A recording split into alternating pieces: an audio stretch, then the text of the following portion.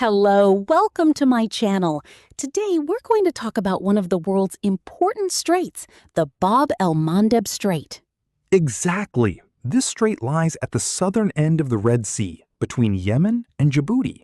Its name also has a special meaning. Mandeb means tears, so Bab el-Mandeb translates to Gate of Tears. That's a strange name. Why tears? Was someone crying here?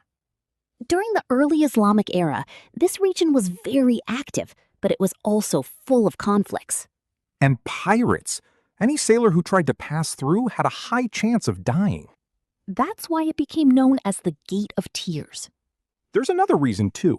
The winds from the Indian Ocean hit this narrow passage like a mini storm. Those winds pushed ships toward the rocks, especially the old ships that weren't strong enough. Which caused even more shipwrecks and deaths. Plus, just like the Strait of Hormuz, Bab el-Mandeb isn't deep everywhere. Meaning large ships must carefully choose the right route, otherwise they'll get stuck. So Bab el-Mandeb isn't just a simple passage. It's a dangerous and strategic choke point in maritime history. And even today, it remains one of the most important sea routes in the world. After the ancient Achaemenid Canal, which later became the Suez Canal, Bab el-Mandeb lost its importance. Because the northern route didn't allow ships to enter the Mediterranean.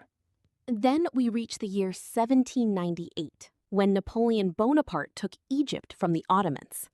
And later, by 1869, the French who were in Egypt realized that if they dug a canal, they could connect the Red Sea to the Mediterranean. That meant ships traveling from Asia to Europe would have a much shorter route. So they prepared the initial plans, started digging, and the modern Suez Canal was built. Once that passage opened, Bab el-Mandeb regained its importance.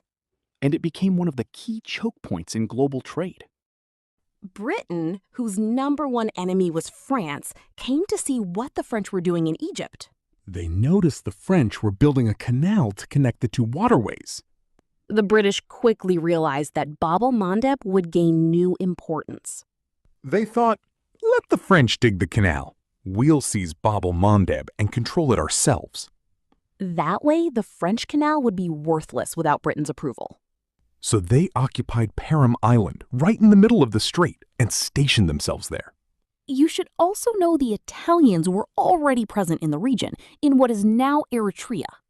But they weren't as strategic or clever as the British. You might wonder why the British didn't take Yemen. Because at that time, Yemen was still under Ottoman control, and the British didn't want to start a war with them. When the French realized that the British Navy had taken Perim Island in the middle of the strait, they didn't fight them. They saw it was pointless, but instead they moved to the western shores of the strait and occupied part of Africa. At that time, that region was considered northern Somalia. The French separated that area and gave it a new name, Djibouti. Djibouti was created solely to control the strait by the French. And interestingly, Djibouti remained under French control until 1970. Eventually, the French were forced to make Djibouti independent. From then on, the Bab el-Mandeb Strait was overshadowed by the Suez Canal. Everyone considered the Suez Canal highly important, but few paid attention to Bab el-Mandeb. Until the years 2013 and 2014, when the Houthis in Yemen gained significant power.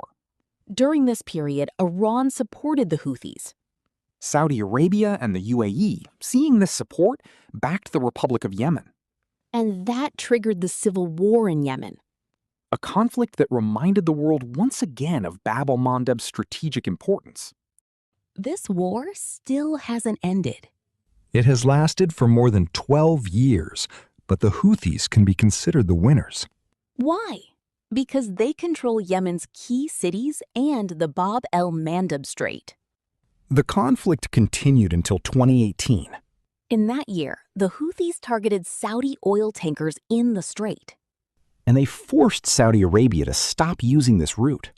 If Saudi ships were north of the strait, they had to exit through the Suez Canal.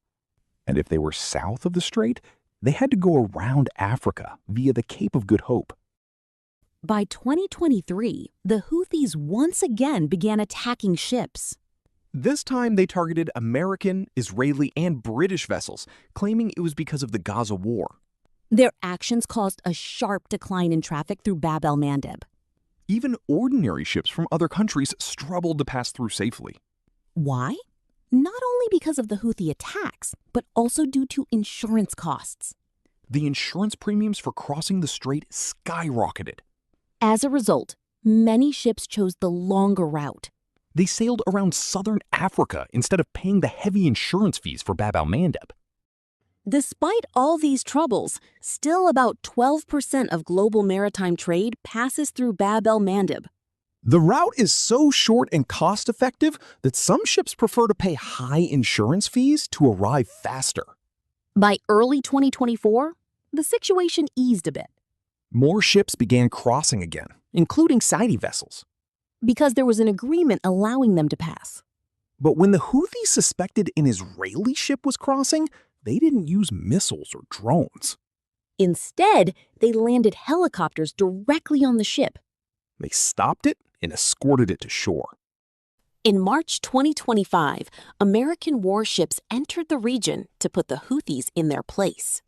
But despite U.S. pressure, the Houthis didn't back down, and a new war began. This was an air war, bombing Yemen from the skies. The bombardment lasted for 2 months, but eventually they had to agree to a ceasefire. Because they realized it was pointless and only civilians were being killed. Time passed until February 28, 2026. On that date, the U.S. and Israel launched an attack on Iran. And news agencies reported that the Houthis might also join the war against Israel. Even though about 7 weeks have passed since the war began, the Houthis have only engaged in limited clashes. And they still haven't closed the Bab el-Mandeb Strait, because if they did, the global economy would face a severe crisis. You might think the Houthis don't have much power. But the Islamic Republic has provided them with drone and missile technology. In fact, they produce drones and missiles inside Yemen itself. Military experts say the Houthis don't even need to fully close the strait. They only need to make it slightly unsafe. And that alone is enough to pressure global trade. When insurance companies refuse to cover ships, it practically means the strait is closed. And that drives global prices higher while the economy starts to decline. You should know that closing the Strait of Hormuz puts the greatest pressure on Asia. Especially on countries like South Korea, Japan, China, and India. But closing Bab el-Mandeb puts the greatest pressure on Europe. Because all goods from China to Europe must either pass through Bab el-Mandeb or detour around southern Africa. That means longer time, higher costs, and more expensive goods for Europeans. In fact, these two straits, Hormuz and Bab el-Mandeb, are vital arteries of the global economy. If either one is blocked, the world economy suffers a heart attack. And that shows just how strategic these choke points really are.